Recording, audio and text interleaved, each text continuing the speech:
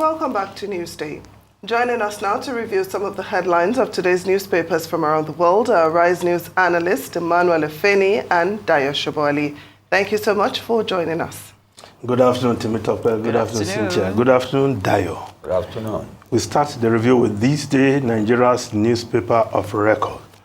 We start with the story above the masthead. Dangote, lower fuel price from our refinery will help reduce inflation. Upbeat about turnaround of nation's economy. Restates commitment to Nigeria's industrialization. President congratulates Africa's richest man on his 67th birthday. Yes, Aliko Dangote, industrialist, investor, Africa's richest man. He was 67 yesterday. Yeah. And of course, there have been encomiums on him, and he visited the president yesterday. But his interview, the interview he had with correspondents after the visit, talking about his belief that there will soon be a turnaround in the nation's fortunes, in the economy. And of course, the refinery, once start pumping products out into the market, there will be a reduction. It will help to reduce inflation. But you know what they say, Nigeria, anytime it goes up, hardly comes down. But it's good to keep hope alive. And but for Dangote himself, he's done very well, investing in the continent, not just in Nigeria, across the continent, and for which every leader will always want to encourage him to do more. He's literally the leader of our private sector. In partnership with the government. Yes, very much. So I wish him happy birthday. So, yeah, you do, why not? You wish him happy birthday. Okay, good. Now, let's look at other stories. Another birthday now.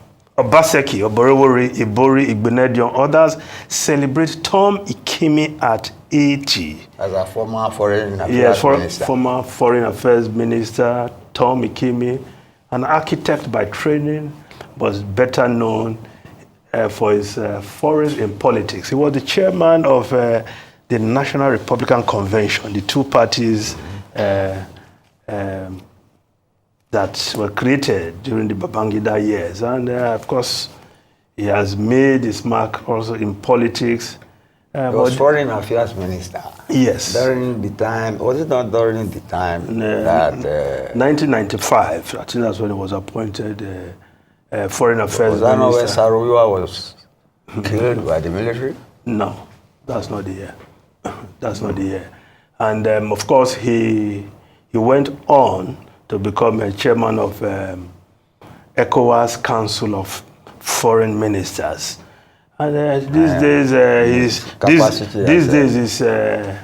he's well in his homestead, Igwebe in Edo State, where he's also holding courts, if you will. He's from Igwebe? Yes, in Esaland, the Edo Central. And he's been at the forefront of this clamor for the next governor of Edo State to be from the North Central, the Edo Central, yes, which is mainly Esaland. And he may just get his wish because the candidates of the main political parties, APC and PDP, they are all from Edo Central. So the next governor, that may just be his birthday gift by the people of Edo State. So congratulations to High Chief Tom Ikimi, chief in Ishaland, double chief, you want to say. He's also a chief in Ile-Ife. What of Chief Igbenedion? No, Chief Igbenedion. No, these are persons who celebrated, according to this report, who celebrated. Chief Gabriel Igbenedion's birthday is usually in September, so he's celebrating with Tom Ikimi. That's why his name is mentioned there. Both the former governor, Igbenedion, and the father, the Esama of Benin, all celebrating with Chief Tom Ikeme. Lucky and the father. Yes. Right. Now, the lead story, we must prioritize love for our country. Tinubu appeals to Nigerians at Eid prayers, stresses need to protect integrity of government leadership. First Lady, let's sustain good deeds exhibited during Ramadan. Buhari, Shetima, Zulum Akpabio, Barao, governors, others seek support for leaders. Atiku Saraki, PDP, others urge prayers for nation. Well, at celebrations like this, leaders ask for prayers. We need prayers, man. Yes. Huh? Nigerians will pray, but leaders must do the work they have been elected to do. Yes. You don't believe in the power of prayer. I said they will pray. Let Prayer them pray. without work. We will pray. Not faith without work. You know what that comes to. Right, yeah. The citizens will continue to pray for the good of the country and the leaders. But the leaders must do what is right they need to for the benefit of the people, because that's why they were elected. Okay. Well, if we need prayers, we know where to go. We go to the priest, most of them, they go to their imams, right? Cool. But when it comes to religious celebrations, everybody wants prayer, everybody pray. But what Tinubu, Senator Remi Tinubu, the First Lady, is also saying that the piety displayed during this fasting period should be carried into post-fasting era. Not that after fasting you go back to your old ways. You be a good man during fasting. Well, you know, during fasting, yes. you see, you are plagued with a hunger. You get me? So you are bound to be nearer God when you are hungry. So you are full. the capacity to do wrong is reduced. Is that what you're saying? Even the energy. The propensity to do it is reduced. Anyway, when you talk of energy, I don't know what you are talking about. Let's move to other stories. The Guardian newspaper, NSAS probe panel report. Victims await 1.7 billion naira compensation from 25 states 3 years after. You know, one of the aftermath of the NSAS protests was that the government asked the various states to set up a probe to look into cases of police brutality. These panels indicted the police in a number of occasions and asked that victims be paid compensation. But 3 years after, in 25 states, many of these victims have not received compensation. And that is the story which the Guardian has highlighted as its lead story. Now, the Punch newspaper, Eid al-Fitr, defend Nigeria support leaders Tinubu, Buhari, urge citizens, let's protect Nigeria's integrity. Tinubu appeals to Nigerians.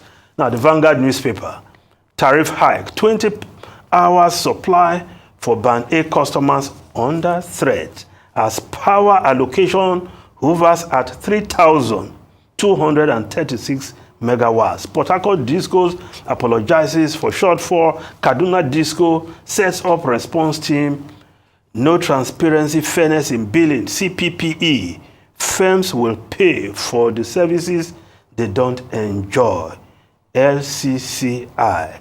Expert expects improvement in supply. Well, this new vocabulary. Band A customers. Band So it A. takes time for Nigerians to understand it. Well, And by the time they understand it, when the National Assembly resumes, you see they will scrap all these things. Nigerians want to enjoy life, not understand what is banned or no banned. And you say don't increase tariff if you start talking of banding. Yeah. Okay. The Daily Trust newspaper, CBN sacks 50 more staff.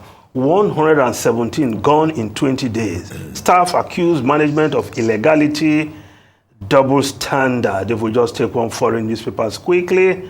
Yes. The Guardian of UK. Biden declares ironclad support for Israel amid fears of Iran attack. U.S. hopes pledge will stop Iran retaliating over Damascus strike. Well, we hope this war will not escalate in the Middle East, because by the time Iran retaliates, Israel will want to counter-retaliate, and things may just get out of hand. The big thing is that the Americans seem to be losing control of Israel. But now with the threat of Iran, they will back Israel solidly. They have never lost control. They will always back Israel. Timi Tokbe and they were about to lose control. Thank you, gentlemen, for your engaging review. We appreciate you as always. Mr. Emmanuel Efeni, Mr. Dayo Shobali, thank you both.